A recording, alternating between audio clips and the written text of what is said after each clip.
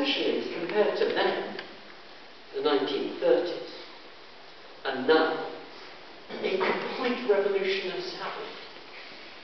Then, Pearson Crocker could build things with Bromley. Just outside Bromley was where the farm was. They could pull influence, get access to land, build those local connections of short trade routes, as we would now call it. Very low food miles. Yeah? Now try and do that.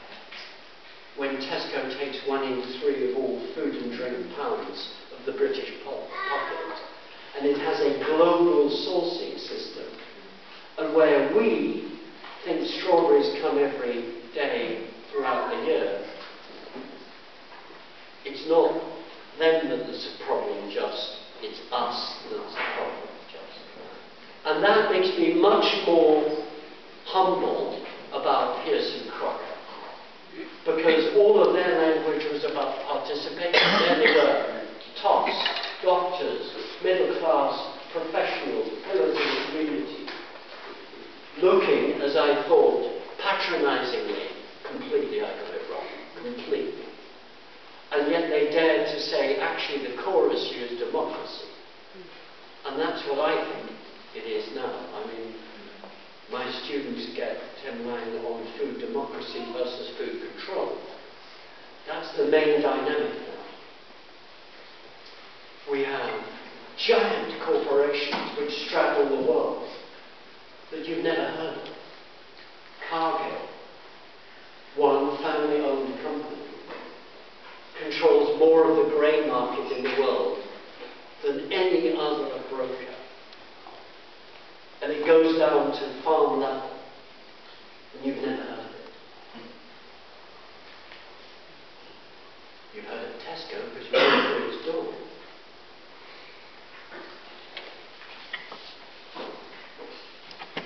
In the last 60 years, food has changed. It's gone through a complete revolution in how it's made, where it comes from. The family assumption of Pearson Crocker was what I reacted against. Family? What is that? You know, we have networks. I mean, I don't think I have a family, I have a tribe. You know, there are people, half-sisters, stepchildren, grandchildren, you know, multiple relationship children, all over. You know, the notion of social networks is totally different. That's not to say the family, the biological bond isn't there, the genes, etc. Of course it is. But the social glue which Pearson Crocker were playing with and trying to build on is very different. Sometimes it's there, sometimes it's not. And that's tricky. That means if you want to organise, you're dealing with something much more plastic, much more manual. The working class of Peckham doesn't exist today, then to now. The industries aren't there.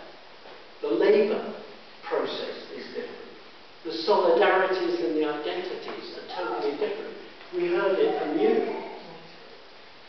The diversity of people who come into a school is massive, even in Tottenham.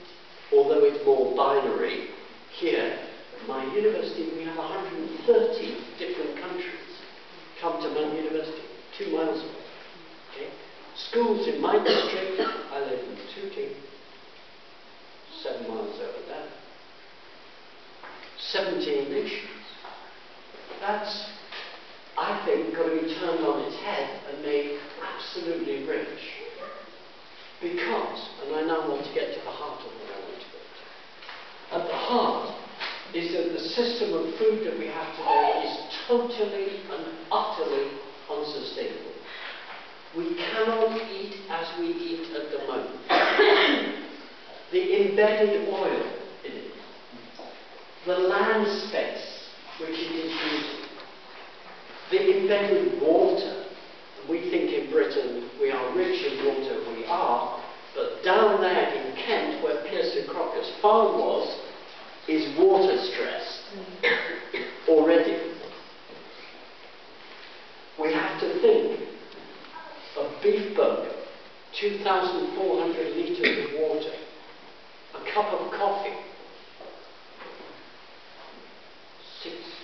700 litres of water. We're going to be, and people are encouraging the auditing of foods through something that has no price, but yet it is priced. And you notice I haven't even said climate change, which of course doesn't exist. This new world of food for the 21st century is radically different from Pearson Crockett's. Just astonishing. We have a complex task of trying to put together environment. Just how do you think about biodiversity and what you eat? Biodiversity is being pushed to the edge, but yet we depend on it. If you want organic farming, you have to have biodiversity. How do we do? Should we be eating biodiversity? In other words, to get biodiversity into the field. Is that what teachers should be teaching?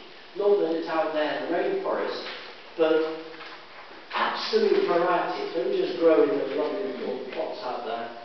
Don't just grow one spinach. Make sure you're growing 7, 10 varieties of spinach. You've got to think biodiversity in what we eat. This is a big issue. Not on the agenda of you, possibly, but it's on the agenda of me. So the environment is complex. It's not just greenhouse gases, but water and biodiversity. Health isn't just hunger. Did you see how thin those kids were? Anyone in medicine or public health, you know, wow. That's very different. None of us are that. I'm not that. Nothing like it. I buy 18 miles a day. You know, it's skeletal. You have to go to India or Korea or China to see a consistent population. And then you go to the big cities in China and they're getting bigger like that. And you're seeing the public health profile change in China. The biggest epidemiological study that will ever be done. 1 million people weighed samples of everything they ate and all their shit and excrement that came out. Total supply. 1 million. This is big studies. Showed that from in China's rural population to their urban population, and they're off the planet compared to what we're eating. They eat so little fat and carbohydrate. That we're already seeing the disease profiles follow our pattern.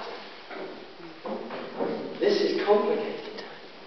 We assume, and our kids today, your kids here, assume a normal diet is what is actually unsustainable. British kids think pizza and curry is British. And secondly, it's their natural food. Great. It's cultural diversity. So this is a complex world that we live in. So when we're doing experiments at the local level and doing projects, we have to build that complexity in to inspire people rather than depress them as I am you. And what gets me out of bed, frankly, is the urgency of that task. The things like you've done in Tottenham, things like happened here and are happening everywhere. Just fabulous projects sprouting with people for different reasons. Animal welfare, health, gardening, cultural diversity, lots of people doing things around food, all in order to try and make a difference. What we've got to do is piece those together. That's what this is about. That's what today is about. I spend a lot of my time looking at governments and looking at companies. That's part of the role that my colleagues and I try and do, to help inform you, to bring the evidence down, to share it, to democratize it. And the astonishingly interesting news is that governments that had no interest in food, I called it leave it to Tesco. Their policy was just leave it to Tesco. It's between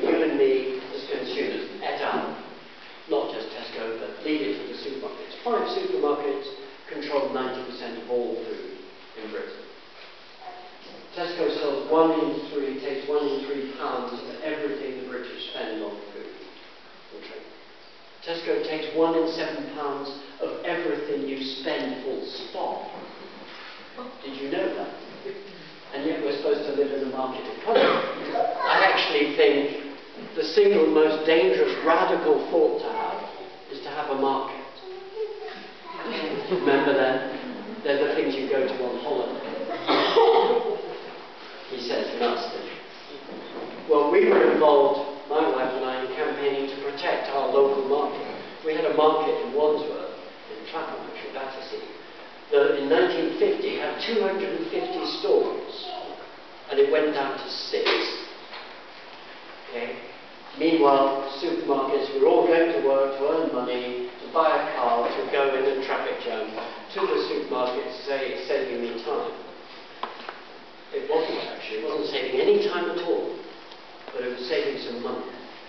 But in that process of shifting, we were de-skilling ourselves, not learning how to cook, not learning how to control our diets, and being dependent upon others in the factory, in the shop. And that's the big lesson of Peckham. That's where my arrogance of youth, which I've been dead honest with you, I was wrong, and they were absolutely right. If we don't trust the people and build upon their confidence and skill them, and I think skills are absolutely critical. It's not just teaching kids to grow and get the joy of it, but it's also to know what to do with raw food. And to know and celebrate the joys and the diversity of that food. This is a very different message to theirs, actually, but it's absolutely in their spirit, from my reading.